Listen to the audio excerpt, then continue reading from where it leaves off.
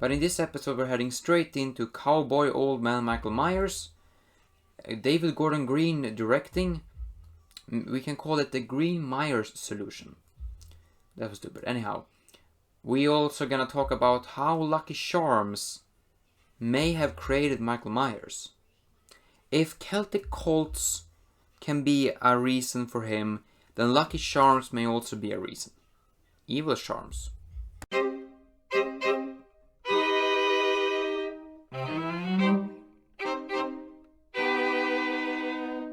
So, this movie starts off with the podcasters in the mental asylum. What are your thoughts of that beginning?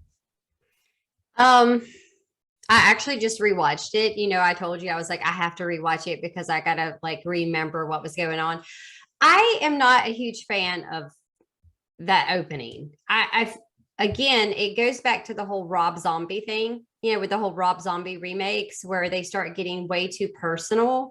And it's like, we have to find out why Michael Myers is bad. Well, he's evil. And I guess I don't know. I feel like it's irrelevant. I don't really feel like that's super important. It's like, just you want to go see him at this mental institution, but it's like, why do we need to do a podcast on it? Like, why are we trying? He doesn't talk. He's not going to talk to you. So, I'm overly opinionated on the Halloween franchise though. So I think personally that they should explain more the evil that is Michael Myers. I think it's, for me, it just gets annoying that he isn't explained, that he is just evil, doesn't do it for me. Yeah, no, for sure. I also think if you go back to the first one and you see what happens, that he's this little boy who kills his sister. And okay, well, we know that he's evil. But again, you go to when Rob Zombie redid it, and it's like you get this whole psychological, like you almost feel bad for Michael because it's like, oh, he had a horrible family, but no, he actually didn't. So I don't think it's good to romanticize it. It's like he was bad, he was evil. Let's keep it at that. Like he wants to kill people. So let's let him kill them all, because that's what he does. And I personally like the opening. I like the idea of true crime podcasters trying to examine him, because it makes a lot of sense, because that would be one of the murders that would be in a true crime podcast. Sure, I mean, this movie just bring up a good point. It was only 3 people.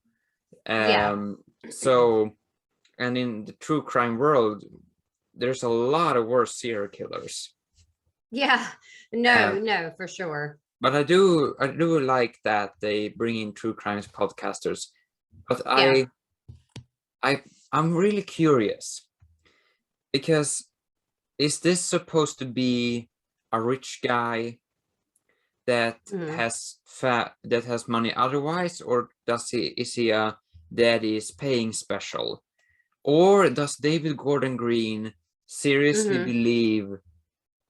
I mean, sure, if you have a huge podcast, you may be able to do some things that these two are doing. Yeah, for sure. But still, I'm wondering, like, well, how do they think that if you have a podcast long enough, you have you can pay someone, what is it, like $10,000 and something crazy. Like I don't know. Again, that part, it just seems irrelevant to me. To me personally, I feel like he's just like, oh, I'm a rich guy. I have this money, so I can get my story out. Because if you have money, money talks, right? So, you can get people to talk to you. And then they end up giving they gave Lori the money because they're like, we're going to pay you just to talk to you. I don't know. Like in the podcasting world, like you said, if they didn't have a lot of money, would that work? Probably not, because she wasn't going to talk to them unless they were going to pay the price. So that's how I look at it. Yeah, I do find the chess thing in the mental asylum very interesting, because it's it's just an interesting layout and idea that the mental patients are chess pawns, Yeah. which raises a lot of questions when Mm-hmm. it comes to how this mental asylum is really handling these patients. Because I don't know, sure, I haven't really done any research on like mental asylums or how they operate, but that feels like a very weird idea. Yeah, like at the beginning where they're just all sitting out. That's super strange to me because I feel like that would not really be how a mental institution was run. Like, I feel like everybody would have to stay inside. They would need to be, I mean, I guess it's good for them to go outside. Obviously, they're people. Like, you still have to treat them with some humanity.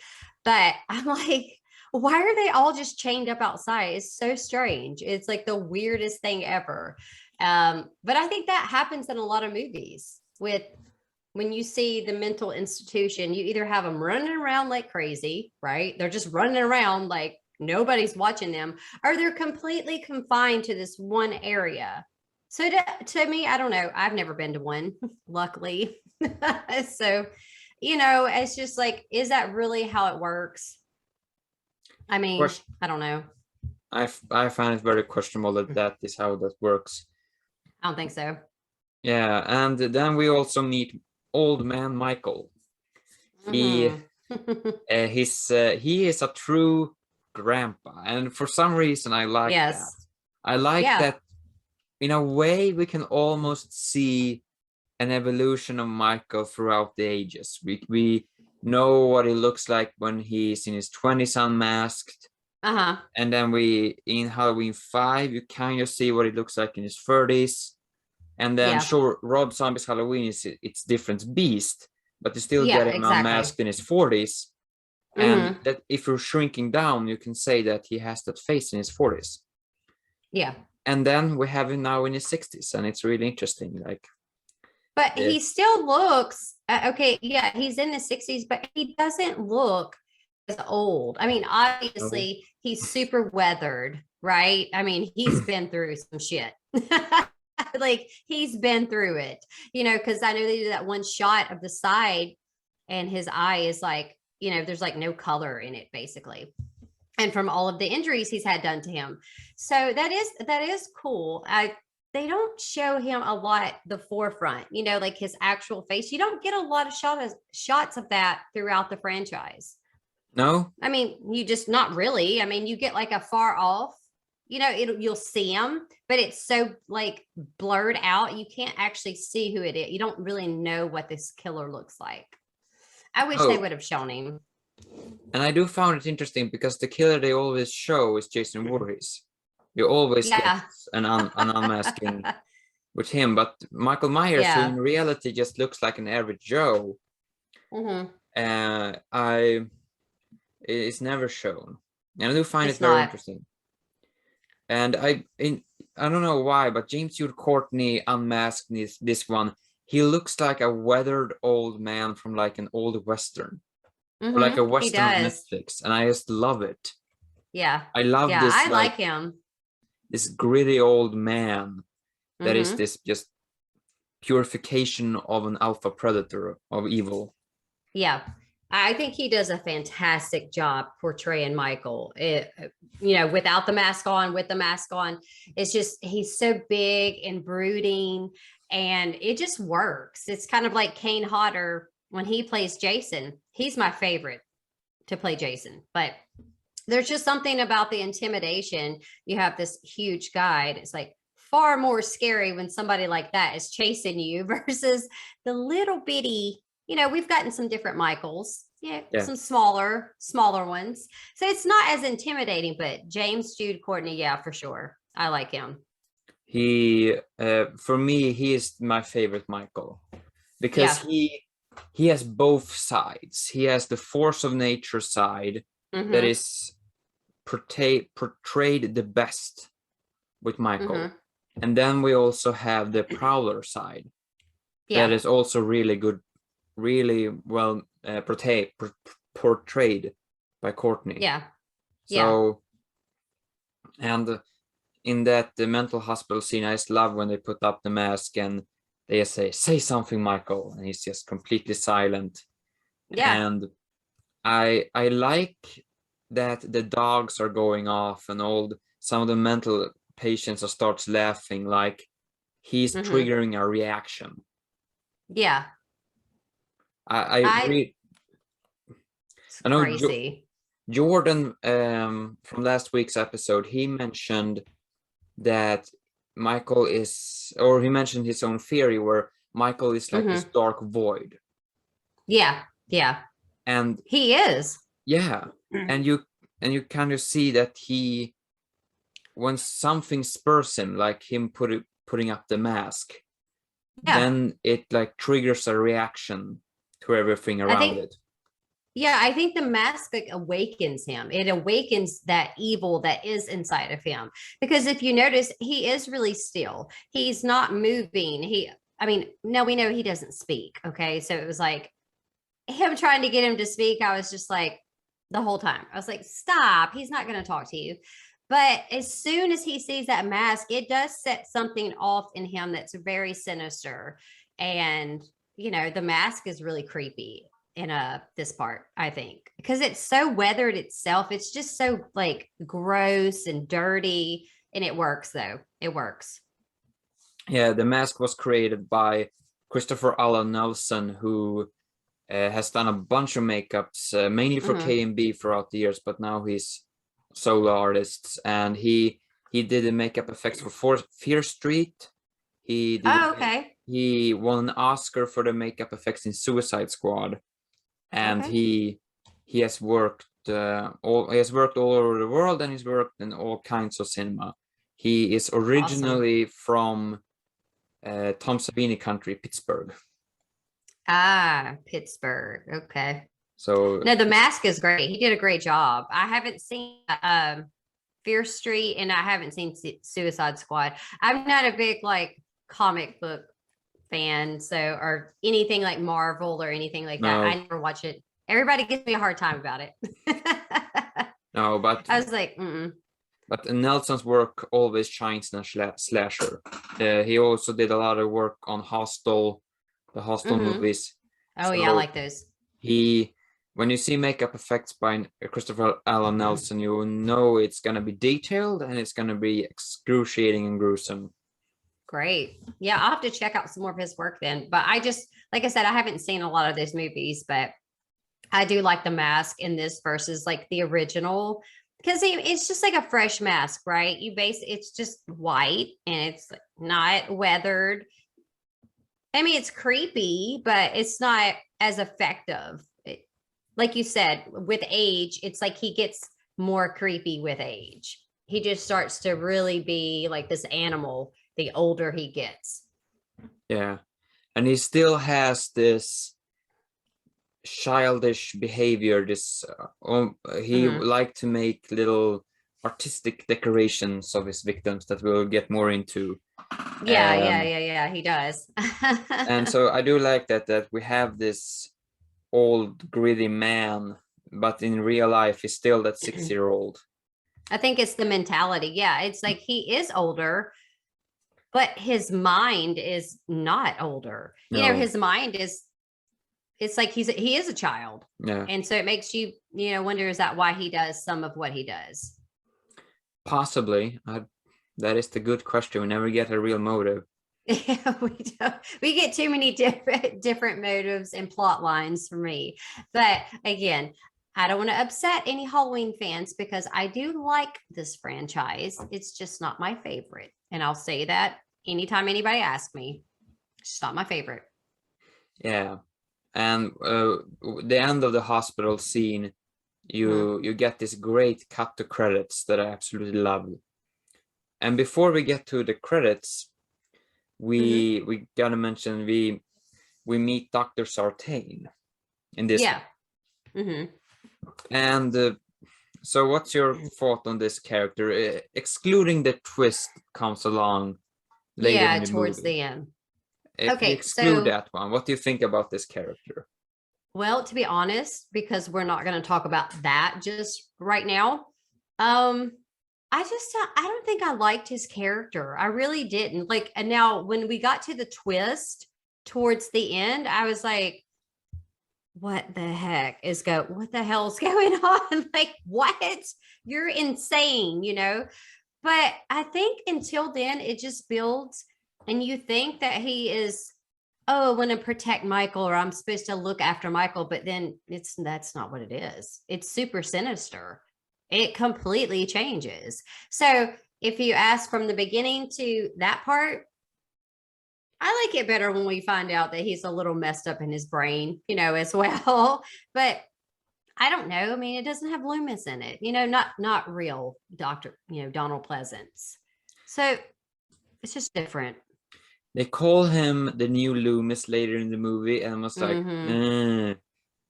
Don't do that. No, don't do that. You cannot replace him. That's the thing. Like, I know a lot of people that like the modern ones, they were fine with the new Doctor character, but it's like, you can't replace Donald Pleasance. People like him, or some people don't like him. I like him a lot, and I've seen other movies that he's in. So yeah, you can't really replace him. That is true. And then we move on to, I don't have anything more to say on that character, but then we move on to the credits and the cut.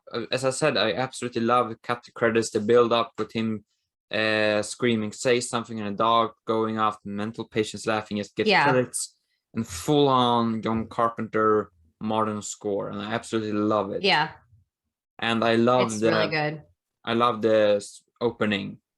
Let's say it's the pumpkin coming back to life. Yeah, that's really cool. Halloween rising again. I absolutely love it. Yes, I like that too. And I mean, this is the first taste of the really great music in this one. I really I think it's a shame that John Carpenter doesn't regularly do music for horror movies. Yeah. He should just go for a full-on composer career, because all he does is his music videos and record and albums and records and tours and stuff. But I think the most primary reason is because he is fed up with Hollywood. He absolutely hates it. I think so. He just thinks it's a soulless money machine, and he doesn't want to work with Hollywood. And that is a shame, because he music wise he is a real talent. Director wise, he used to be a real talent. Then mid-90s happened, and I don't know what happened with directorial skills. Yeah. But I think it was just that he gave up. I think so. Well, see, I covered some of the other Halloween movies, and having to cover them and having to go into the trivia and find out like information, to add to the podcast. So, John Carpenter's only really tied to the first one. Now, they do give him credit throughout the rest of them. It's a storyline. But I know they wanted him to come back. I think it was Curse of Michael Myers, maybe. They wanted him to come back, but what he wanted to be paid, they're like, no, we're not, no. So that, again, I think that's why you get so many discrepancies in the franchise. You have different people that are trying to put their take on stuff. But why didn't we just let Carpenter kind of keep the storyline pretty similar? But that's just me. I'm just being picky about that. I just wish that they would have done that, and not changed it so much. But again, I'm just picky. Yeah, Carpenter, he wrote the first one, or he made the first one because he wanted to make that movie. The second one he made because he was forced to, because of a contract, something with his contract, that he had to write it to get The Fog made. And then he wrote Halloween 3 because that was something he really wanted to do. Then it fell through, and then he just didn't care anymore. With the franchise, and now he came back solely as a composer, and I think that it was part that he felt a connection to the franchise still, Yeah. even though he hates a lot of the sequels, he has said. And Oh yeah. He does. he doesn't have to deal with like all the studio bullshit and all that stuff. He can just make his No. music on a franchise he still kind of cares about, and then Yeah. just go on and writing his albums and doing his music studio with his sons, because that's what Yeah. he really cares about. Mm-hmm. Yep. Yeah, he doesn't. I really think that he is literally like, I don't give a shit attitude. Like you can tell that from interviews or reading anything on him. He's like, he wants to give Hollywood the finger. It's just like, I don't care. Like he did what he did. And then everybody came in and were like, let's try to I don't even know what they did. I don't even know what they did. Yeah, there is a fantastic comment by Carpenter from a couple of years ago. Mhm. I don't know what the question was, but his answer was, "Oh, I absolutely love it because I can just reach out my hand and a check comes dwindling down into it." Yeah. It's just all about the money. That's the thing. Everybody's got to make their paycheck. I think that was part of, it was like, okay, well, I'll do this other Halloween movie, but you got to pay me. And then they were like, no, we're not paying you that much. I think he asked for like, it was like, I can't even remember the number because it's been so long ago since I podcasted on it. But anyways, they were just like, no, we're not going to do it. Yeah. So then we get the curse of Michael Myers. So And it absolutely fell apart, everything. yes, it did. Ugh. Let's see. After the credits, we Hmm. get. Is it that when the podcasters does arrive to Laurie Strode's house, or does he does Yeah, yeah, they go to her house because it's like after they're trying and I forget his name, the male podcaster guy. I'm bad with names and if you've listened to my podcast, I'm like, oh, I I can't am remember their name. I am I didn't horrendous take with notes. names. I didn't take notes. I typically am very like, I have notes, like crazy notes, but this is all like we're just free talking about the movie. I know they go to Laurie's house and they're trying to get into the gate.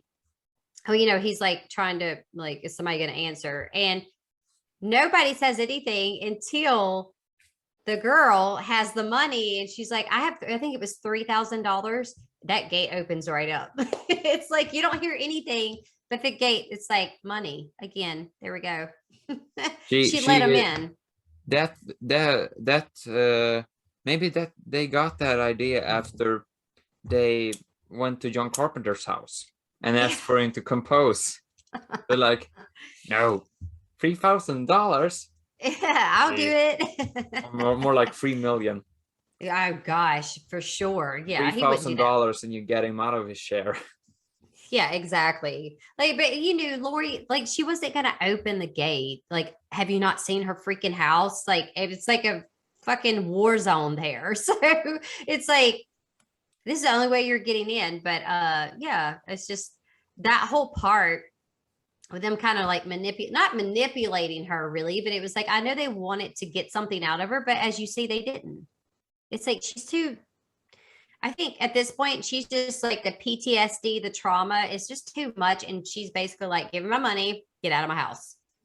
Yeah, Hey, and that's what she does. yeah, the PTSD is very interesting because I think H2O did a way more realistic approach with the Hmm. PTSD, because Uh-huh. H2O does make sense. She has moved out of state, she Yeah. has changed her name, Yep. and she lives a normal life and has a Hmm. career, pays the bills, but she does have nightmares and she sees him Yeah. all over the place, and that makes sense. This doesn't Hmm. make sense for Mm-mm. me, that she would go to be a Sarah Connor that waits for him to get out. No, I don't see it. Plus, it Yeah. for me, Mm-mm. sure, this kind of event changes people. It does. So I could be completely wrong here. But for that type of character that she was in 78, it Yeah. makes much more sense for her to behave like H2O than Yes. go full on Sarah Connor. I don't see her in 78 deciding to, because they say that even back in 88 she Hmm. was doing this. And I'm like, Yeah, she was preparing for it. Yeah, it doesn't, I agree with you. That doesn't make any sense to me either, because in 78, she's just a teenager, and obviously that's gonna mess you up. Like, you're gonna get PTSD, you're gonna have trauma. But the whole like take like this avenging angel sort of thing going on, it is a little far-fetched in that aspect. But I do love H2O. I have to say that is like probably it's definitely my top favorite in the franchise. I don't know why I like it so much. I love it. But again, she does represent someone that is trying to escape her past and also trying to stay safe, and then try to keep her son safe. So that does make sense. But yeah, it's like now she's like fucking Terminator or some shit. And it's like, oh my God, you're like still trying to kill him after what, 40 years? that doesn't make Bonkers. sense. I don't Yeah, know. I don't. Plus, and we get this even more in Kills. I shouldn't get too Uh-huh. much into Kills. That's No, we the won't. next episode. But I just want to Yeah. mention this: that all of these people still live in Haddonfield after 40 Mm-hmm. years. Yeah. That for me is very unrealistic, because these people were young kids, they were teenagers. Yeah. After a while, you're gonna move all over the country, all over the world. Yeah, you would think so. You'd move. Why would you want to still live where something so traumatizing happened to you? I'd be gone. I'd Yeah, leave. I and it's really like a friend matters a lot to you, and you have a deep Hmm. connection with some of your friends. Yeah. But that somebody that you would spend 40 years of your life Yeah. preparing a complex revenge plot Hmm. for the guy that murdered three of your friends. I mean, no, I'm family members that you really love, I understand. Hmm. Yeah. Friends, sure, the possibility could exist, but I don't really see it. Not for 40 years though. That's the thing. It's like at some point you would have to like let it go. It couldn't be. I don't know. I agree. Same. It's just like so hard to put it into words, because you're wondering like, is she insane as well, right? Has she gone a little mad? Because she is just like, there's nothing that's going to stop her from trying to kill him. I don't even know if it has so much to do with the friends at this point. I think it's just her own personal vendetta. Like she is like, I have to do this. And so you get into the like all the issues that she has now because she can't Sure, get over it. sure. I mean, she could have snapped. Yeah. That is a real possibility, considering that in the original she was a goody two-shoe girl to the point of cartoonish extreme, Yeah. where Yeah. she like, I mean, she's something out of a cartoon show almost, where she doesn't know sex or Yeah. anything, or she knows sex, but she hasn't had any experience, and she Yeah. is like everything is. She's in a way like everything is so great, Yeah. and Rainbows and butterflies. Like, yeah. yeah, She's so naive. Naive's a good thing. It's like she's so like a child. She so doesn't get it. it makes sense when this kind of sledgehammer hits you in the face that you would snap. And I mean, they do allude to it kind of, that she has snapped, Yeah. but Yeah. they act so much like it's PTSD, and that doesn't make sense. Like, go full out, say she snapped completely Yeah. after. She's just lost her mind. Yeah, and it's not post-traumatic stress, it's paranoia. Yeah, it is paranoia. It is to the extreme. I Yeah, mean, again, look at her house in this one. yeah. I mean, who lives that way, right? I mean, it's like you cannot get in or even leave your house. It's so crazy and intricate and it's bizarre. So, yeah, it's far more than PTSD, I would say. I wouldn't say that. No, I wouldn't say that it's PTSD either. I would say it's definitely paranoia and that she snapped, as I Yeah. said. But the thing is, the movie, at least I think that the movie treats it like PTSD. Uh-huh. It does. And for me, it doesn't make sense because, as I explained a couple of seconds ago, that doesn't make sense because of that. And it's like, it's not even PTSD that they're describing in reality. So it feels like they made no research on mental health before writing a characters that have mental health issues. Yeah, yeah. Yeah, you can't go and try to be an advocate for mental health issues when especially when you are almost like writing them to be something different. Because like PTSD is real, of course, Yeah, and PTSD does look different for everybody, but PTSD doesn't typically look like that. You know, like you said, paranoia. She is just an obsession. That's another good thing to say. She's obsessed with trying to end Michael.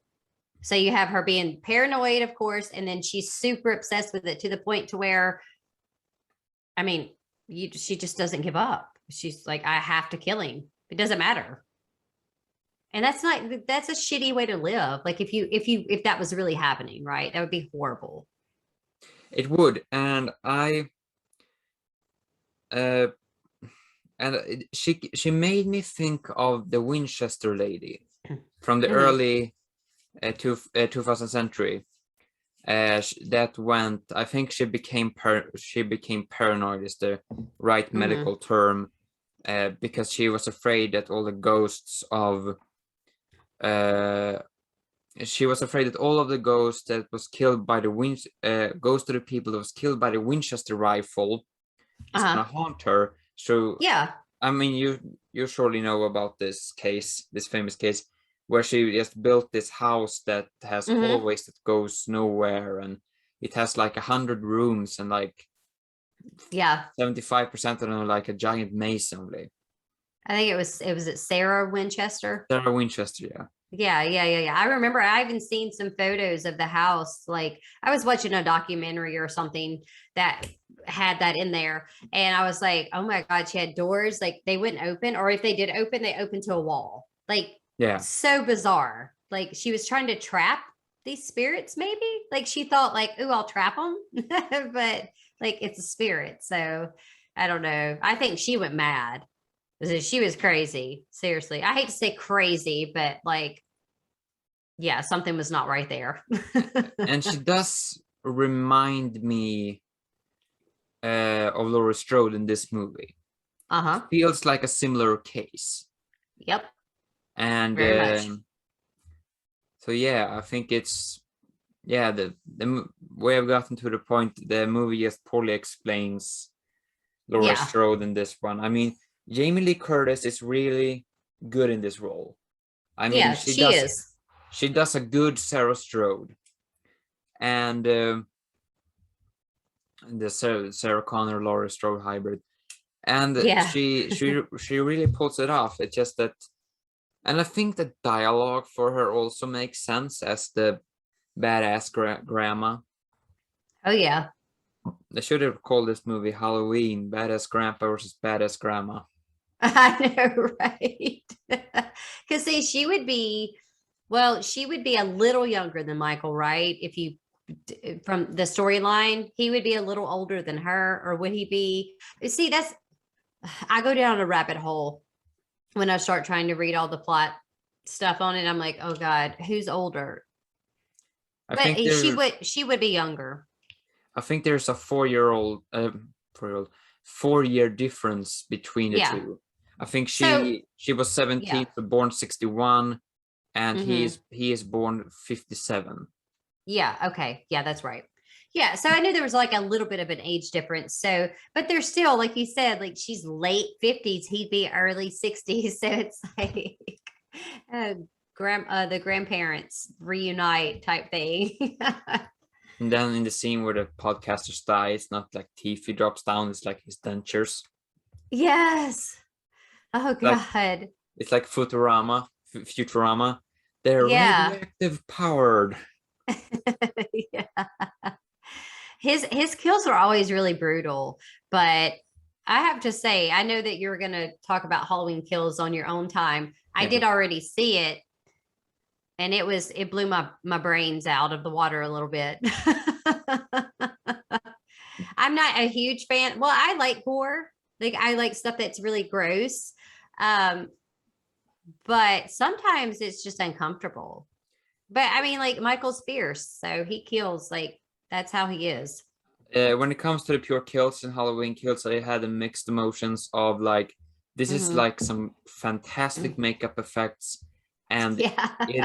he is a true alpha predator in Halloween He's kills, and you just feel that he has become this ultimate force of nature. He's fully evolved. oh yeah, This is not he's the like one. This is not the one where he's fully evolved. It's Halloween kills where he really. yes, I And then agree. and then we have the other part where it's, I think the kills in Halloween kills it is disturbing. It is not, it doesn't feel Yeah, it like Friday the is. 13th kills where you just have fun No, with him. You actually get disturbed by the kills in Halloween kills, especially the older couple. That just felt wrong to watch. it was so messed up. I'm gonna say like fucked up because let's just be honest, it was fucked up. Like, Yeah, oh my God. Like he just doesn't care. His level of like, I don't give a fuck, like it's gone. He has no level anymore. You know, like when you get to the point where you have children being killed, that's a whole different predator. Because at yeah. first it's, it's just like he's after these other people, but it's like a kid being killed. I'm not a fan of that. I'm a mom, but it's like, man, he's so brutal. He does not care. He's like, you're in my way, you're dead. Get out of my Yeah. way. You're dead. Even though now I might be getting a bit too much into Halloween kills, but I gotta mention Halloween kills. The firefighter Hmm. scenes, I did like it, but especially when I read Hmm. a comment about it and started thinking about it, doesn't Hmm. really make sense that they didn't put up as big of a fight as I don't like that scene. it's because it's, especially when I really started thinking about it, they don't put up as much of a fight as a firefighter would in that situation, because a firefighter, No, they would actually fight him. I mean, they those don't do are, anything. yeah, it's like these people livelihood is breaking into burning buildings with an axe. I mean, a Right? 61-year-old with an axe, they the fight would go on for some time. Well, it's just there's numbers too, because there were several of the first responders, the firefighters there. It's like you have one Michael, and you got all these people that have, God, one had like a chainsaw blade thing. And I'm like, oh my God, still? Like, I hated that part. I was like, y'all did not even try. Like, you didn't No, even try. that So, is that yeah, is we, yeah. we won't get too much into that No, because I know no. that you're going to cover it. Plus, we don't want to spoil a lot of stuff for everybody that hasn't seen it since it just came out. I got lucky and I got to watch it at home. So, my streaming service, because I said, oh, I'm not paying money to go to the theater. I It hate was children. actually not a bad experience in the theater. Yeah. Well, you're in a different part of the world. So, it's so bad here. Like, people talk a lot during the movie I and mean, I'll get kicked out. us, I, us Swedes, I assume, are more quiet than an American, because Yeah. I mean, a bad time is like when three people are talking. Mm-mm. In America, that's a good one. Yeah. It's so bad. Like, but this is the thing. Because of all these new, like Halloween coming out, you have all these kids, and I say kids, like I have an 18-year-old daughter, so I can say whatever I want to, I guess, about kids. But you have these teenagers, right, that don't know shit about Michael Myers. They don't know anything. They just want to go see this damn movie to be annoying.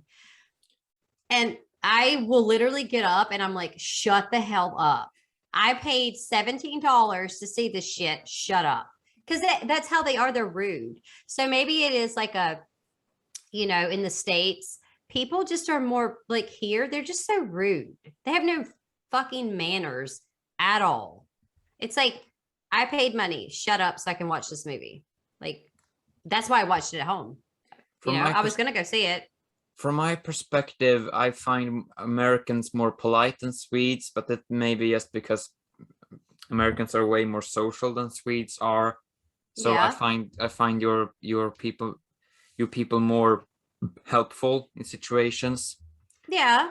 And I know I mean, my dad once visited Chicago, and he said like Americans behave differently. They talk to each other on the streets. Yep. And that doesn't happen here in Sweden. We just walk past each other.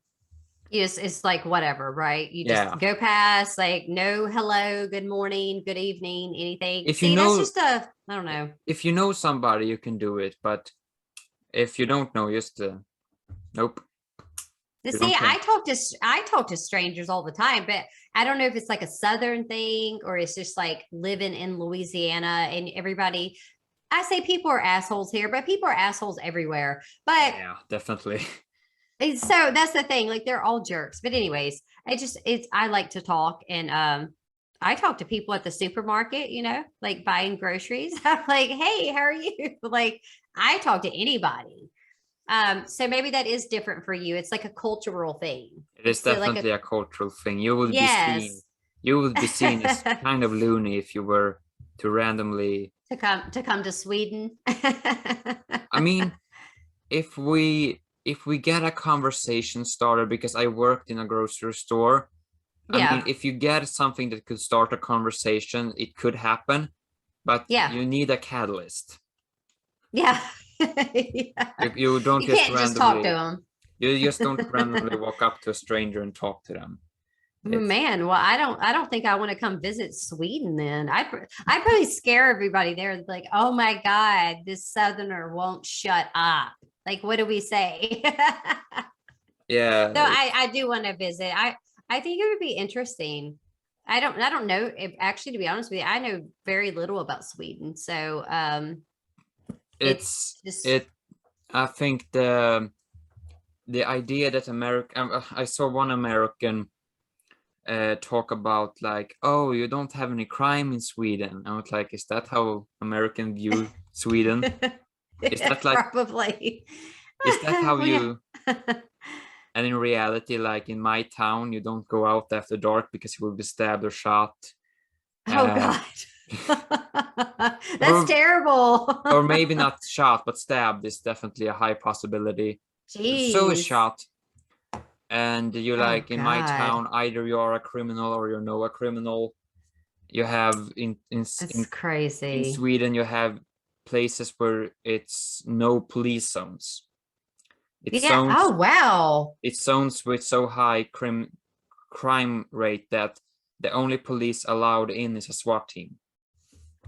That's so bizarre. Like I'd be kind of scared. Have you ever wanted to come visit the States? I have Like been to come Hawaii. Nah, yeah, but I mean that's That's not the Hawaii. States.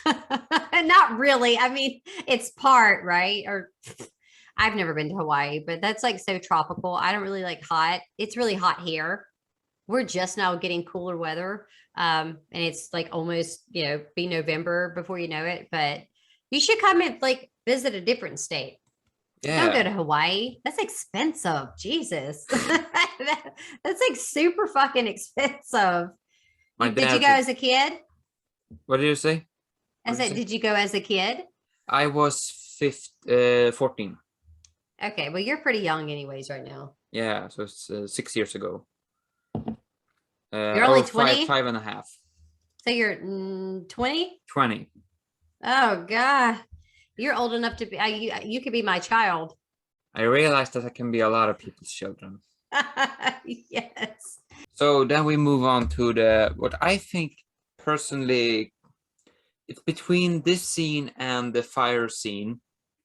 Mhm. What is my favorite scene? But I think the scene where the shape stalks them, kills the guy. I don't remember the guy's name, in that yard, in the yard with the sensor lights. Oh yeah, that was like Allison and Cameron's friend. I can't remember his name either, but he was like trying to like score with Allison, and she's like, no, and then he's dead. I really like the scene with the motion sensor lights, because Yeah, that can be a really effective scene to do, and I think they pulled it off actually. I think so too. I like the kill in it because you know he's like about to escape. He's right there, and it's like just get over the fence, and he becomes part of the fence or the gate. Yeah, So it that becomes make one it. of Myers' Halloween decorations. Yeah. Yeah, these kids aren't fast enough for Michael. No, but after that we get my favorite piece of music, "The Shape Hunts Allison" by John Mhm. Carpenter. I just Yeah. love the parts of it, Yeah. and I Yeah, it's mean, really good. for me, that music, when it comes to music describing evil chasing someone, this Mhm. feels much better. Yeah. Yeah, no, for sure. It's like more authentic and you get that scary vibe instead of it just being some generic sounding, you know, because sometimes they mess up the music in these movies or they try to redo the music, Yeah, should I say. I don't like that. yeah. I mean, the music is really good. The chase itself is kind of not the most Hmm. um not the not get the best scary feeling in it. No, not really. I mean, she gets away and it's like leading up to that chase scene, you know, then you get well to the kill scene where the doctor is in the car. So she's like trapped back there in the car with Michael unmasked, and he Yeah, doesn't have his mask on. Which of course they still don't really show you his face. It's just kind of like this little, I don't know, it's weird the angle, the way that they do it. They don't ever really show you clearly his face, but they that's terrifying. they don't show us, but you can always picture it. Oh yeah. Maybe it's because I know what James Wood Courtney looks like behind the scenes. Yeah. Yeah, so do I. Maybe that's why I can picture it. I would like to test with someone if they can still picture Myers' face from those shots. Hmm. Were very interesting. But that's we have the chase scene with great music, not the best tension. Then we she gets the police take care of her, and Hmm. then Myers is walking along the street, just doing his Halloween business, enjoying Halloween night, and Yep. the police sees him. And as police procedure, when you see a suspect, you run him over. Yeah. I mean, you try to catch them. Typically, that's what you're supposed to do. But I mean, actually running over him. Yeah. This Yeah. is No, the he part actually does. Yeah. I just love it, that just floor it. But I gotta wonder about Myers, because as I mentioned 1,000 times in podcast, we have the crowbar scenes with the podcasters. He just gets in the face. Here, he gets hit by a Tahoe with a cow catcher on it, Yeah. and he is Yeah. fine. Totally fine. Like it's like, oh, you just ran me over. I'm just like taking a little night nap for a second. It's like that would kill any. That's going to kill your average man, obviously, or it would severely injure you to where you can't just jump right back up. But No, he does. I sustain my theory that this is in the same universe as the X-Men, and that's the explanation. Oh, is that the explanation? Maybe, I don't know. There's got to be one because it really gets you to like scratching your head and you're just like, I don't know. I don't know. He won't die. Like, how? I He just doesn't. remember I watched this. I have watched this movie a couple of times with Mhm. people that aren't Halloween fans, Yeah. and they get equally confused every time why he keeps getting Hmm. up. And I just Yeah. love watching that confusion. And they look at me, who is a fan of these movies to a certain Mhm. extent, and like, do you have an answer? And like, nope. Well, and they have to watch all of them, but at the same time, even watching all of them, it's not going to explain to you once you get to 2018. Like you mentioned before, you have the 1978 and it kind of ties into 2018, but it's all the middle part. And some people just watch the new one and they're like, "Oh, okay." And it's like, "But you have no idea. Like you don't even know." No, I mean, watching all these movies, watch uh, to watch all the Halloween movies to give you a straight answer is just gonna confuse you even more. Oh, yeah, for sure. If you're not a fan or don't know much about the franchise, definitely don't start at the end. Like don't maybe start with 2018 and then go on to Halloween Kills. You're going to just get a different story. I mean, that's Yeah. fine if that's what you want to do, but I'm just saying like if you really want to watch the OG, watch the original one. But I mean, a lot of people, the people that went and watched Halloween 2018 that isn't Michael Myers or Halloween fans, those Yeah. are teenagers that if they were to watch the 78 version, which they most certainly hasn't, they would just be bored and wonder why somebody's liking this. Yeah. Well, it's not, yeah, like the 1978 one, I get it. It's everybody's favorite. Everybody loves it. Except for Okay. me. Like, I'm gonna kind of agree with you. I'm actually not a huge fan of it either. It's not a bad movie. It's not bad. I would It have just agreed with you there. doesn't frighten me. There's nothing about it that instills any fear, and I don't know if that means something's wrong with me. And I'm just like, what, how does that not scare you? But it just, I don't know. It doesn't scare me. I think it's the thing is, I grew up watching Tim Burton and I grew up watching Steven Spielberg, Hmm. and that was before I started watching the slashers, and then I watched the Friday the 13th movies. Yeah. Then when I was like 16 or 17, I watched 78 Halloween for the first time. Hmm. And people that and I had watched a lot of reviews of that movie before. Yeah. And so people hype this thing up as this scary thing. And I put it up with like Tim Burton stuff or Spielberg stuff or something like that. Hmm.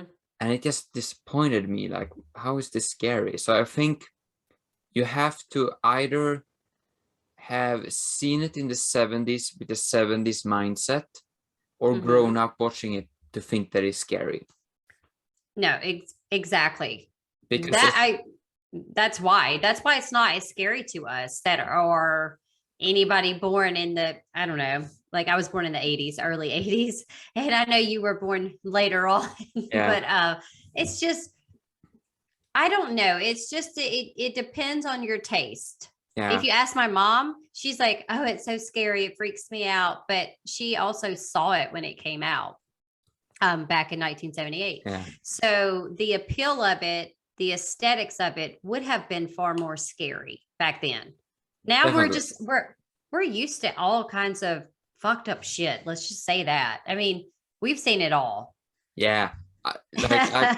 I watched almost all of the Tim Burton movies before I saw the original, and that was Yeah. like Sleepy Hollow was one of my favorite, and that has like Hmm. decapitations and like Yeah. corpses coming back to life, and that Yeah. is like that was my bar. Yeah. Halloween 78 is here. Yeah. Like Yeah. nobody even gets decapitated. No, no, no. I think the kills are pretty, from what I remember, because it's been a while since I've seen it, but the kills are pretty mild. Uh, They didn't they're have a not, budget for gore.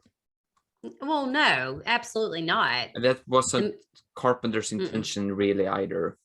Mm-mm. No, it's like I want to make a movie, gonna make this movie, and I don't think anyone, including him, expected it to take off the way it did. Like, because it's like one of the most iconic horror films now, regardless of it being terrifying to whomever, but it is. It's made a big name. Yeah. But after that scene, we get the scene where he gets run over by the cop car. Mhm. We get I'm not gonna say the most dumbest twist in movie history because that would be exaggerating, but Yes. it's really dumb. It doesn't feel built up enough for it either, because Dr. Sartain doesn't have the character development. I think No. in order to pull off a twist, you need to be very self-critical about how much character development you have put into this character, Yes. because otherwise it's not going to work. And in this case, it's not working. Plus, its motivation is not, as I mentioned before, it's not as a twist. Its motivation is because they panicked and realized they didn't have an excuse for a transportation line to Hmm. Laurie's house for the final showdown. Yeah. Yeah. So they just came up with this twist, which means that this script, when it was written, was very muddled. They Hmm. wrote that, they must have meant that they wrote the ending before they wrote the twist. So they wrote an ending with zero motivation as to why it happened, Yes. which could be one of the dumbest ways to write an ending. Yeah, I just the whole surprise with the doctor and it being like you want it to be like to see what it felt like to kill someone, to feel what it would feel like to be like Michael. I just that was like pulled out of their ass, if you ask me, because you had no idea. And then all of a sudden it's like plot twist. There we go. Like, let's throw it in really, really fast. Let's just make him crazy. But then Michael's like, there's only one Michael. Yeah. Because he doesn't make it. But yeah, that was just kind of, I feel like it's just a filler. You know how they have characters that'll be in movies, and a lot of the times you're like, why is this person in this movie? And it's just Yeah. irrelevant. It's irrelevant. It's a filler. It's like we're not gonna cast a huge name for this. We're just gonna throw somebody in it.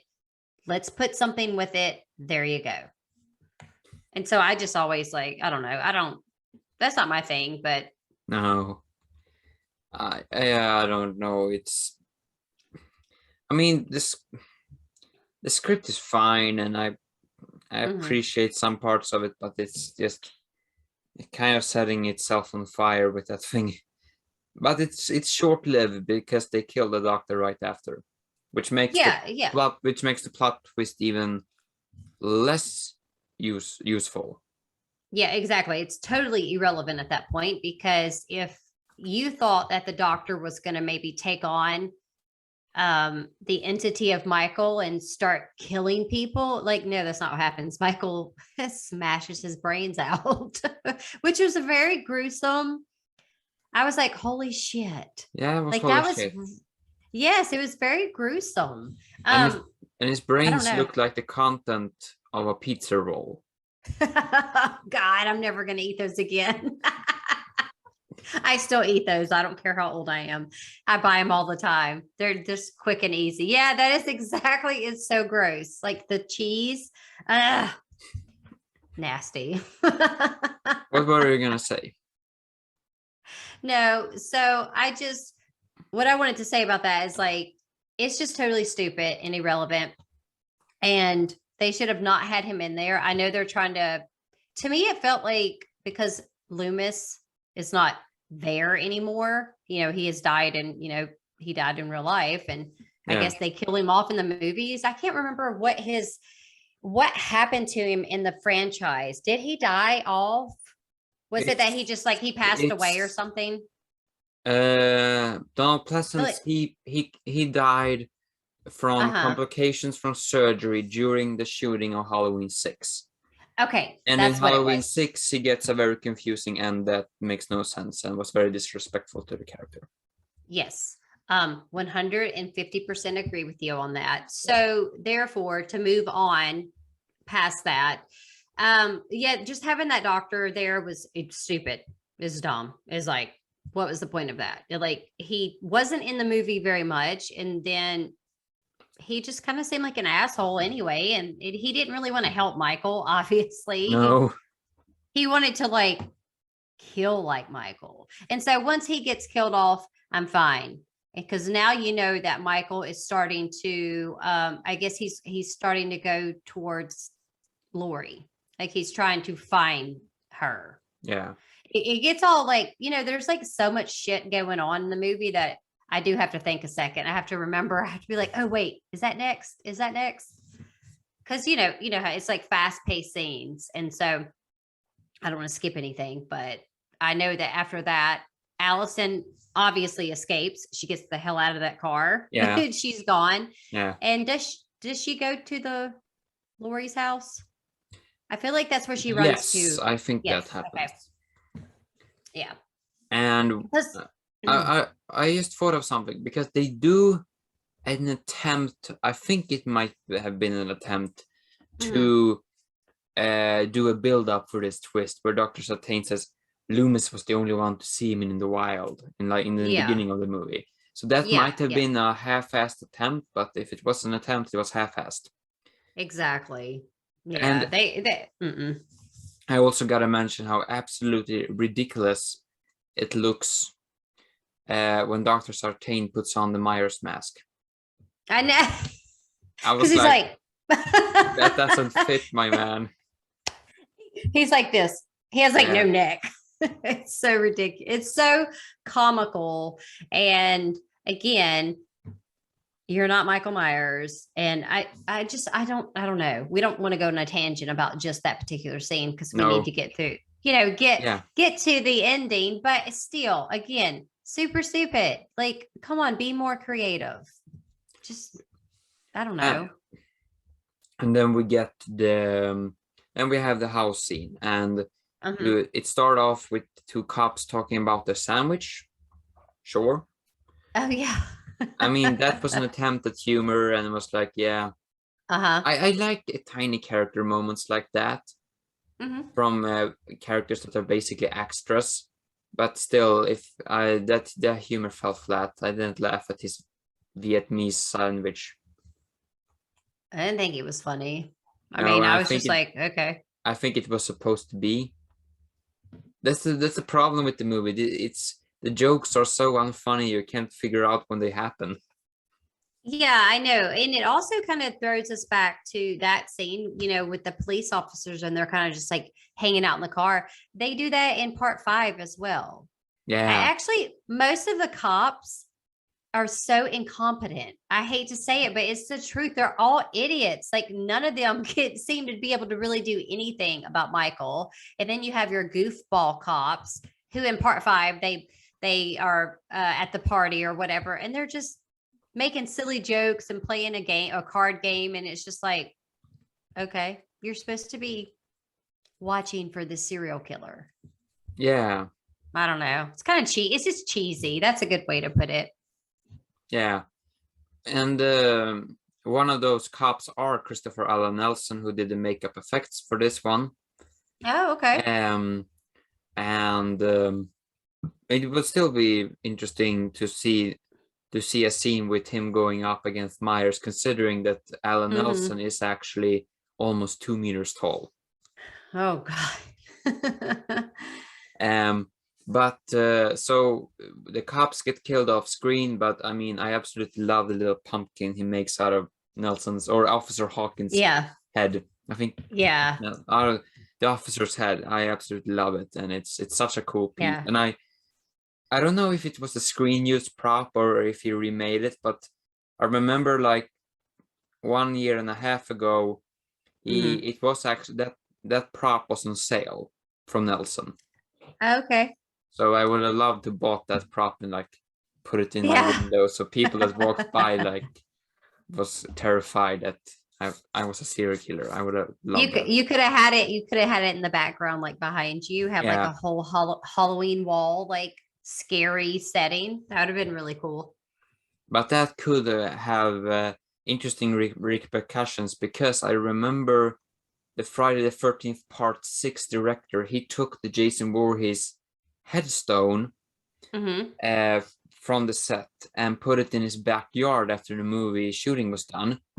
And Yeah. he had several people, or maybe it was front yard, and he had several people calling the cops on him because they thought he had buried an actual body. My God. I love the Nightmare on not Nightmare, Friday the 13th franchise. Well, I actually like Nightmare too, but anyway. So I didn't know that though. You're full of little facts. Yeah. Yeah, but it's Friday the 13th. That's a series that knows what it is, and it's never tries to take itself serious. Halloween movies are the guy that can let loose, but he always takes himself too serious. And it's like, I'm gonna be brooding. I'm a brooding artist. I can still party, but remember, I paint with passion.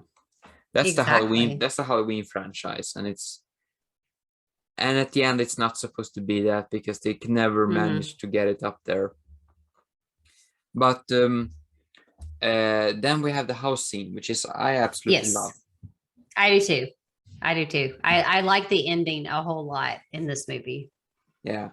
And I also love that when you take a shotgun to his fingers, they are away forever. But when you ran him over with a car, he's in one piece.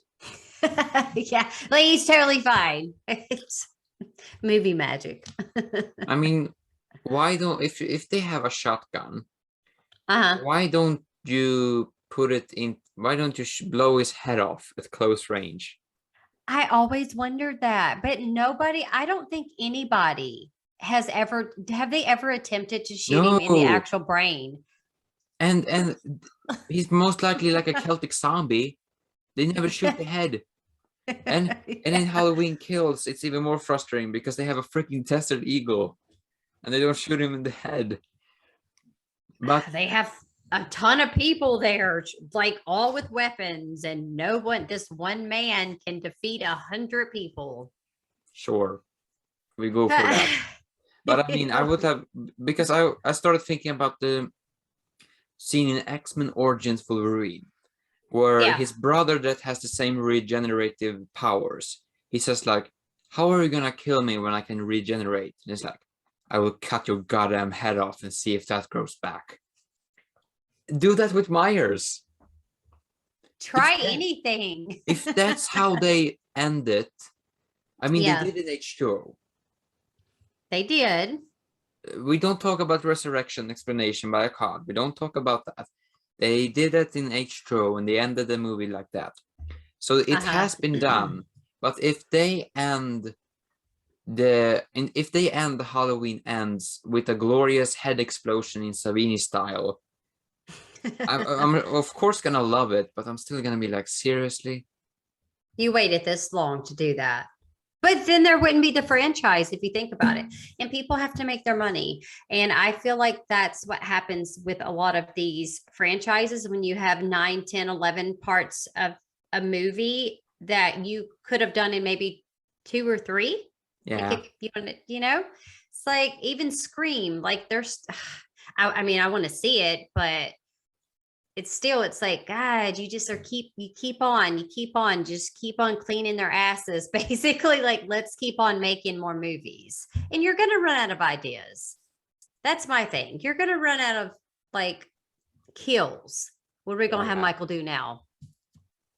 He does some really gnarly kills though. Now he does. Yeah. But at some point, it's like you've already exhausted everything. And you have to be more creative, I guess, is what I'm saying. Yeah, and sure, I love Myers in this, and in this end scene in the house, I love it, but yes, creativity isn't really there. And I mean, in this house scene, we kind of get what David Gordon Green absolutely loves, and that is references. He loves to reference everything. In the house scene in the end, we have Laurie Strode falling off the balcony and Myers going check and he's gone, like the 78 original. Yeah. And doing it once or twice is fine, but I mean, Green does it too much and it's too on the nose. It's not so prevalent in this one when you get into kills. It's horrendous, I would say. Yeah. But in this one, it's too obvious still. I love Yeah. little references, but I don't know if they should be too on the nose. I think it's okay to make a small nod to something or a reference. But then if you take it too far, then it's just like, are you copying at that point? You know what I mean? It's not really a nod to the original. It's Because like you just copied it. yeah, and I know he isn't that he is doesn't he hide in the closet also? Hmm. Yeah, and it's like full Yeah. on. All It's we the did same is type of closet. Hmm. yeah, and a switcheroo. Yep. Even though I love So the creepy mannequins, I love the touch. yeah, you like the I hate mannequins, actually. That's like one thing that does sort of freak me out. Like I hate mannequins and I actually don't like clowns either. So, well, which is hilarious because Michael Myers, he dressed up as a clown in the Yeah, original. yeah, I actually hate him. yeah. Mannequins. If you have mannequins in your home, Hmm. I will not speak to you again because you're most likely a sociopath, unless you do it for some weird artistic reason. Yeah, Maybe I no, can there are buy no into no it then. there are no mannequins here. No worries. Hell no. I don't even like them at the store. I'm like, oh, No. creepy. Yeah, but then that might be a good trespassing sign, like a mannequin and like Hmm. sign says, "This is my friend Joey. Say hi." Nobody's gonna You could. trespass there. You could set them up outside and keep people out of your yard.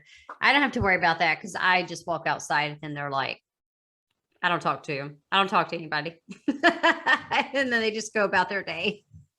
Yeah, and I wonder where she gets her mannequin supply. Like, I where do don't you know. buy mannequins?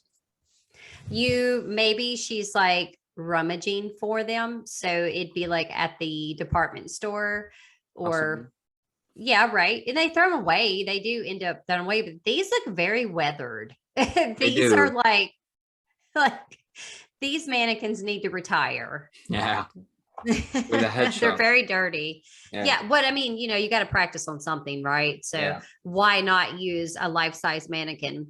Because Lori's precision is a bit better than Loomis's precision ever was. Not to talk shit about Loomis, just no, saying he always fucking missed. He would shoot like he'd be like, I'm like, what are you doing? He's right there. yeah. But the house scene does have really good tension. I feel they Yeah. ramp up the tension, and I shit on Green as a writer, but Hmm. I think I haven't given him enough credit as a director because as a director, he can really pull it off. Yeah, He's I just think so. because I mean the house scene has great tension, Hmm. and it really feels like a well-crafted horror movie scene, and Yeah. looks like it too. I love the lighting and like the camera's placement, all that. I absolutely love. So he might suffer from great director, bad writer syndrome. Well, yeah, but you think about that, like not all directors are going to be good at writing. Um, because they're just good at that one thing. And writing is a whole different scheme. I mean, you have to just be like almost out of your mind to be a great writer, which most great writers are a little insane because that's what makes their writing so good. True. That's what I think anyway, because you have to be more creative than the next person so that you're not put into the category of just let's just make a generic horror film because I'm sure you've seen plenty of them yourself. Yeah. Like that's all that comes out. There's the same shit over and over. It's like, and you watch it and you think in your head, I'm not a writer, but I could have wrote this better. Yeah. I got better ideas. So, but that's me. That's what I do. I overanalyze everything. Me too. And makes you wonder with people like Ari Aster and Robert Eggers, the A24 team. Hmm. How are they doing in the head?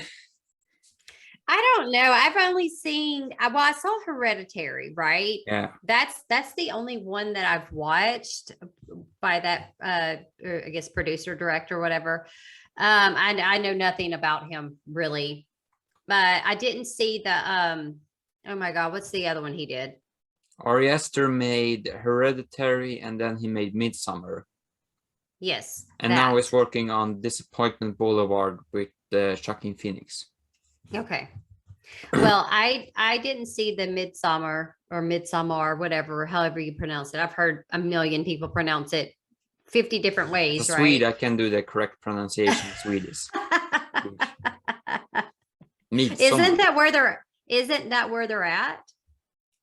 In Sweden? It's set in Sweden, but you can clearly see that it's shot in Hungary. Okay, okay. Well, Because of course, it's you can not. see the trees that it's more Eastern European than Okay. the only movie, because when they have a horror movie especially set in Uh, Sweden that is not a Swedish production, it's always shot in Eastern Europe because okay. I can imagine that the taxes is insane here as everything. Oh, yeah. Yeah, I Um, didn't think about that. so the only one that can catch the Swedish vibe, that is The Ritual from 2017. It was shot Yeah. outside of Bucharest in Romania, but it feels like Sweden. Okay. Well, yeah, but it'd be easy to sell it off as it being in Sweden because like nobody's going to really know that. I mean, most people, maybe Yeah, you know yeah, that because you live there. But yeah, I haven't seen it. But anyways, I don't know if I care to see it actually. It didn't seem interesting to me. no. But in so in the ending of the house scene, we have the Mhm. little trap Yeah, underneath the kitchen counter. I love it. Yeah, I do love it. I also love how Ingrid that she has really planned this all out, Yes. and that her whole plan was to get him down there and light him on Mhm. fire. Yeah, exactly. Absolutely love it that it's actually planned. And I also love in the house scene is Karen. A little character arc actually, even though it kind of goes Mhm. back to her horrific childhood, where she doesn't want to touch down guns and she thinks the world is all Mhm. flowers, and she's like scared of violence. And then we get that little that you can't take the strode part out of a strode, where Mhm. she's like crying with the rifle and Michael is standing up her and she's like, got it, gotcha. And Yeah, shoots she in the like shoulder. tricks him. Absolutely Yeah. love it. And she gets the gun that has her initials on it too, has the Yeah, KS on it. So, because that was her gun when she was little. And it was just like, I guess you kept it. And I do like that because I think her character develops. It takes a long time, but it finally gets like, let's show a little bit of my badass side. Like, yeah, I've repressed my childhood and it was bad. But now it's like everything that you repress, it's got to come out now yeah. because you literally have to be in like fight mode. This is what I really want to do with the manager. Yeah, right. Shoot him up, blow him up. Poor But my Karen. question is, why not a headshot? I don't know. Again, I mean, we'll always have that question. or like, I don't know if that was a small caliber or a big caliber rifle, but sure, I Yeah, mean, me a neither. small caliber rifle in the shoulder, that is gonna ping pong through your body and destroy all types of organs. Oh, yeah, for sure. So if that was a small caliber rifle in the shoulder, then I have even Hmm. more questions how this guy is walking around still. I mean, he gets shot several times. Yeah, Regardless of where he's getting shot, like in through here, whatever. If you get shot that many times, the normal person is you're going to bleed out, especially if you don't get help. yeah. You're going to die. Like, it doesn't matter if you get shot in the shoulder. People have died from that.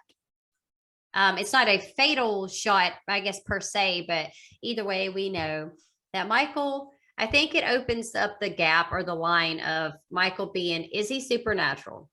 He is How can he definitely survive? supernatural. You can't come, no Michael Myers fan can come to me and say, oh, he's just a person. Yeah, sure. Well, he can't be. He can't be. I mean, in the original, you can explain it somehow that he had like some Yeah. kind of protection that he stole from the mechanic. You can explain it that way. Not in Yeah. this one. Or maybe you can. Maybe he stole like a safety vest from the one of the security on the bus, but still, Yeah, like a that doesn't bulletproof explain the vest. car. Well, it doesn't explain the ending. Well, I say it doesn't explain the ending. I mean, obviously, we know that, Lori has this house set up like fucking Home Alone meets Michael Myers. Yeah. Like, it's like so crazy. And they're going to catch it on fire because that's the whole plan. Like you said, that was the whole plan to get him there. And when he's down in the basement, or I guess it's like a cellar or basement, I don't know, whatever you want to call it, you have those little bars that come across. Like, he can't get out. And Yeah. it's like, I'm about to burn your ass. Now, you're going to die from a damn fire, right? If you get trapped in there, you can't make it out. No, you can't make it out, and the explanation in Kills doesn't do it. That doesn't make sense. Nope.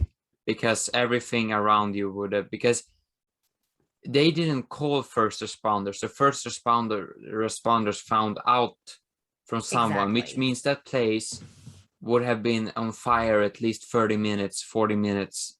It would have been burnt down. And then think about all the shit that was in that cellar. Do you really think, I mean, like, I'm sure she had stuff that would be accelerants. Like, there would be shit that would make it catch on fire, like blow up almost. She And had, it's like, no. what is really makes me question this is she has like gas coming out of from little pipes. Yes. Yeah, they're dripping. Yeah, how does that not trigger a gas explosion? I don't know. I don't know either because that's like one of the parts where I'm like, okay, if the whole point was to like make sure that you kill him this time, that would have done it. The house would have getting blown up like the Wizard of Oz shit. Like, bye.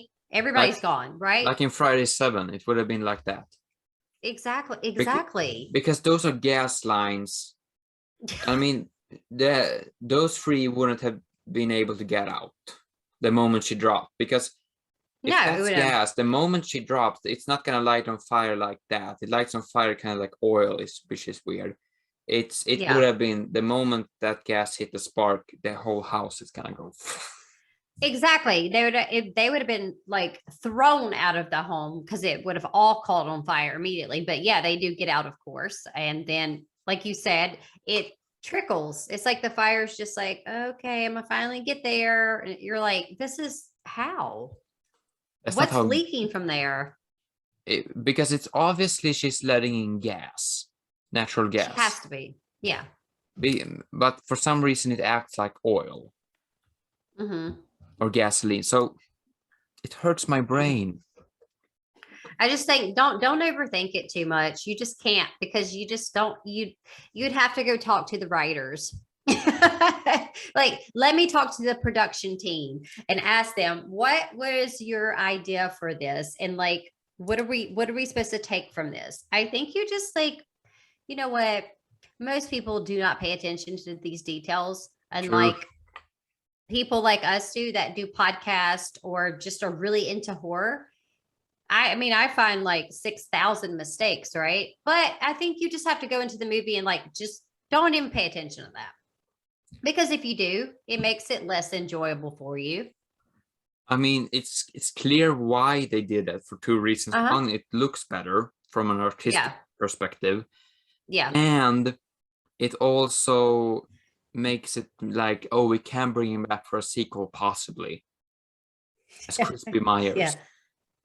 Crispy Myers. The KFC special. Oh God. But he comes back when we this is the thing. I don't know that it can ever really end, even though I know they propose to make one in 2022, but I'm still like,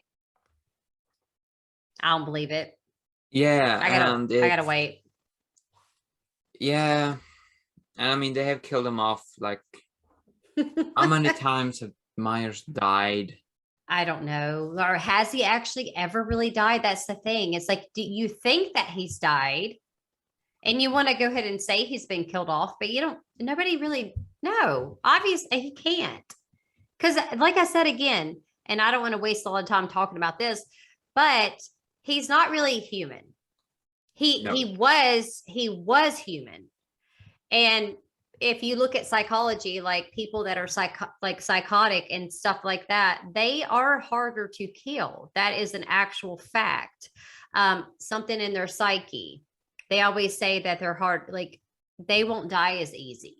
I don't really know what, I didn't really read into a lot of it, but anyways, we know he's gone beyond that. Yeah. He's not just a psycho. He has to be some type of entity. He has to be, because they bring the cult kind of crap into it earlier on, which I hate, or whatever it's supposed to be. And so I don't know. Like I don't know what Michael is. It's a good question. It almost feels like a human hybrid of something. Because Yes. there was one comment I saw one time that said in Mhm. this movie he should have been 21. He should not have been a 61-year-old man. He should have been a 21-year-old. And Yeah. that got me thinking. Yeah. Okay, so that would have made more sense because he clearly has regenerative powers that Yeah.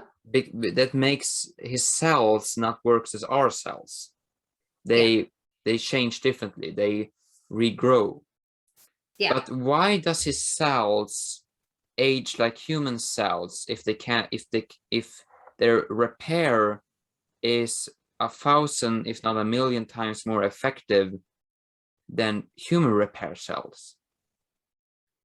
Because Wolverine, his cells are more effective regenerating, but he is the same age all the time almost.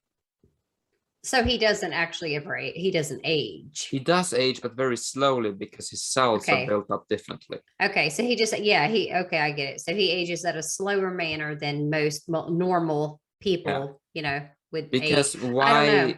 why we age is because of the cells in our body. That's the culprit. I Mhm. can't fully explain. Maybe you know why cells work like that. I can't fully explain it, but Yeah. I mean, it's like, so clearly it hasn't human cells, but human cells. Yeah, I think about this way more than any writer has ever thought about it. I think so. I think you do. You think about it a lot. So, but I mean, human hybrid something would make sense. No, I think it just you have to take it to a supernatural kind of being, I guess. I think you maybe have to take it to that thing because there's something that gives him power. It is his power, him Yeah. killing. And if you noticed, every time he kills, and in each installment, the more he kills, the more powerful he gets. That harder it is to kill him in quotations, because it's like he's not going to die, but I really feel like he just keeps getting stronger, and that's why you can run his ass over with a car. Okay, he's just like, whatever, I don't care. That's the Roman idea, and that's a Roman supernatural idea, because Romans, they would feed dead gladiators to sick people because they thought that the strong meat will make them strong. So that would like explain Myers that way, that he's like that insane cannibalistic Roman theory actually working as a supernatural being. Well, they don't really say that, and you know what we get? Yeah, we get no explanation really, other than everyone's always just, he's evil. He's not a man. Okay, well, we get that. Like, we get that he's not a human man anymore. He did start out as a human man or a human boy. or did he? I don't know, but that's what they show. And so now you're going to make my brain hurt. But Because like, I'm gonna be like, oh my god, I don't know. maybe his father. All right, now I'm gonna. This is like some stereotypical plot I stole, but maybe his father, like, was part of the Roswell experiment in '47, stole some of that things from the alien ship, and experimented on his own son, Maybe. which would explain why his cells can regenerate, but they age like human cells Yeah. because he didn't have the full alien goo experience. He maybe like his father maybe like put it into cereal. It's like, here boy, eat your cereal just to see what happens. And then he went mad because the human brain can't handle the cells. That's why he killed his sister.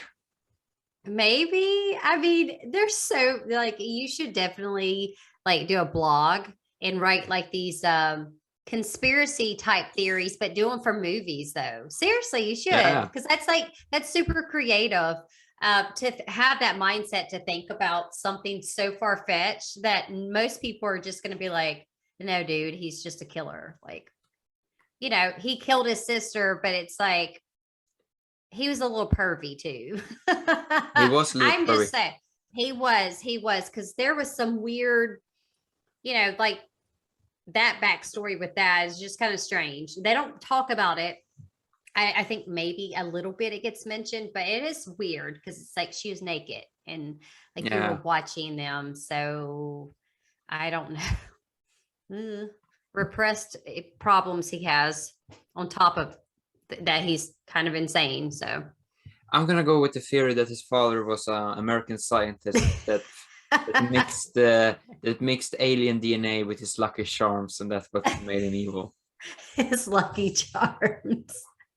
Oh god, that's very funny. That's a good take. You should just run with it because at this point you could literally make a movie about that. You know that, right?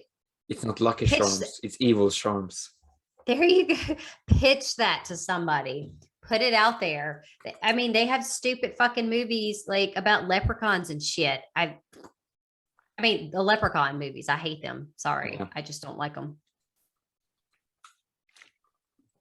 But anyway, so we're talk about like now the house, of course, it's burning. Yeah, That's pretty much the end of the movie. Well, that's basically the end of the it is movie, the I end, and then guess we you would see him say. that he has disappeared because Yeah. Blumhouse knew that this was gonna make some hella cash. That's very true. Well, then you see them like in the back of the truck or whatever, so they're taking off. But that's That is how. burn. Yeah, she said, they like, bitch, they can't hear you. They just doing their job. And then as we get into Halloween Kills, we know how it starts out. Yeah, There you that was go. that. I remember you. I was have to mention like it was the YouTube channel Red Letter Media that had like the theory that Mhm. John Carpenter was gonna be the truck driver because we never see the pickup truck driver. Oh But it God. was on one that the YouTube reviewer, one of the Red Letter Media guys said Uh-huh. like, "Oh, I was suspecting it was gonna be John Carpenter." As rolls down the windows like smoke from his cigarettes like pouring out. I like John Carpenter though. He did Body Bags. He's in the movie Body Bags. I don't know if you've ever seen it. It was I like never seen it, but I heard of it. 94, 93. 3. Look, Yes. so smart. So those Swedens are smart. Look at you, caught me on my bullshit. I'm like, it's 90 something. You're like 93. Anyway, so yes, 93. And it's really fun. It's in like an anthology Yeah. movie. It But was. he's in it. So it's funny because it's kind of funny. It's not scary at all. Yeah, it was Not to meant to me. be an answer to the Tales from the Crypt, and Mhm. the idea was that he was gonna be the crypt keeper, but instead of the crypt keeper, he's this mortuary. Yeah, So mortician guy. mortician, and Yeah. I just love the idea of a TV series where John Mhm. Carpenter has plays with dead bodies at the beginning of every episode. I would love to visit the alternate universe where that took off, because that TV movie was meant as a pilot and it bombed horribly, and Yeah, it only yeah. became a TV movie. Yeah, I actually covered that movie on my podcast just because I thought it is so laughable and it's so funny and it has a lot of great cameos in it. So there you go. You know, you have like tons of people in it. It has fucking Mark Hamill in it. Star Yeah, Wars. Like, but it's you have to watch it. When you have some time, just if you can get it, watch it. Because you'll laugh your ass off at the last story. Like the last one has Mark Hamill in it, and I cry from laughing. It's so silly. But anyways, yeah. So that's the discussion of Halloween 2018. I was about to say Halloween 3 for some reason. now we didn't do that one.